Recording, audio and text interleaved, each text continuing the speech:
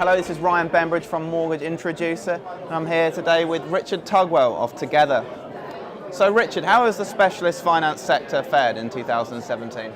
It's fared very well. It's certainly an interesting time for the specialist sector, just as it's an interesting time, I think, for the whole mortgage sector. I think what we've found over the last few years, post the financial crisis, now over 10 years ago, is that a lot of customers are not best served by the high street and are starting to find the specialist sector more interesting and certainly more satisfying for a lot of their needs. So together with other specialist lenders, we're finding that business is picking up. What areas of growth have you been seeing this year? We've seen great growth. If you look at the... in which areas necessarily? Well, if you look at the IMLA figures, they're saying that specialist lending as a whole is picking up 19% year on year. But what we're finding is that a lot of people that were served previously by the high street, maybe people that were borrowing into retirement, maybe people that were interest only, the self-employed, the high net worth with complex series of income, are not perhaps finding underwriting that suits their needs in the high street. So they're turning to people that have a more common sense view of underwriting, perhaps a more personal underwriting approach, such as Together, to find their needs satisfied. So you're talking about sort of complex residential, perhaps? It can be residential, it can be bridging, it can be second charge, it can be commercial. We look at a whole gamut of products. Okay. What do you expect to see in 2018? How do you think the market will be different? I think the market's changing quite rapidly. I think if you look at the government hints and the Bank of England hints and some of the press talking about interest rates rising, I think remortgaging is already starting to increase, with customers starting to look at their existing rates. We have a number of customers that are on SVRs at other lenders that perhaps are not able to borrow more money for various reasons with those lenders. And therefore I think from a specialist side of things, there is an opportunity for growth in the future. We're certainly forecasting good growth as we go through the next few years. Okay. How have the PRA changes affected the sector so far, and how will they affect it over the next year or so? They've started to affect it. Obviously, they've only just come into being, but I think on the buy-to-let side particularly, of course, you're going to get people with portfolios that are going to be asked for more paperwork, that perhaps are going to be not able to find the mortgages that they were looking for at their previous lenders.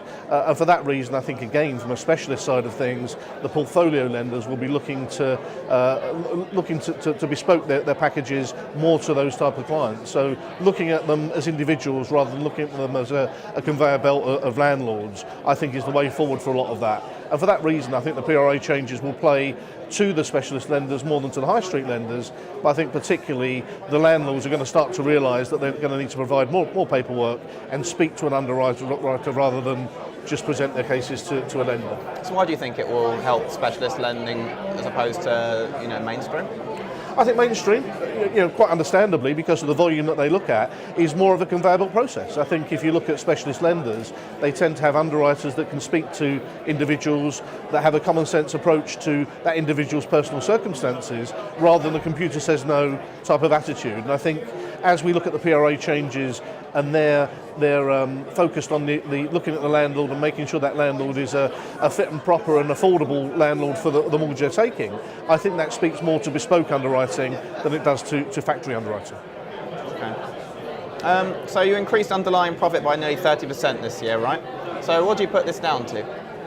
I think we've for some time now, and certainly more recently, we've invested in people, and I think that's been a real asset to us and helped us to grow profit. Certainly, speaking personally, I look after the sales teams on the telephone and face-to-face and through national accounts. We're beefing up those teams to make sure that we can speak to more brokers, that more brokers understand the Together proposition, and that more brokers can help their customers by understanding where our proposition suits their customers. And for that reason, brokers are using us in more numbers, and of course that adds to the bottom line profit. Okay.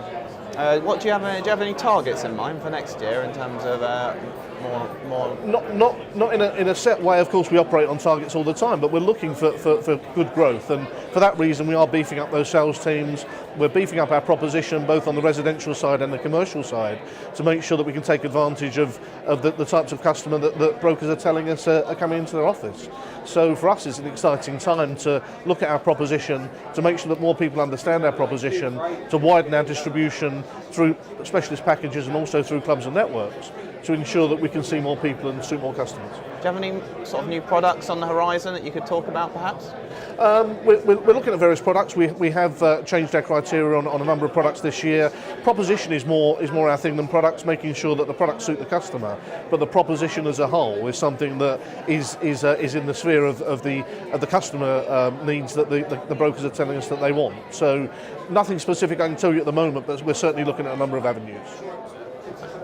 All right, thanks very much. Thanks very much for talking to me. Have a good day at the Mortgage Business Expo. Hope it goes well for you. Thank you very much. Thanks.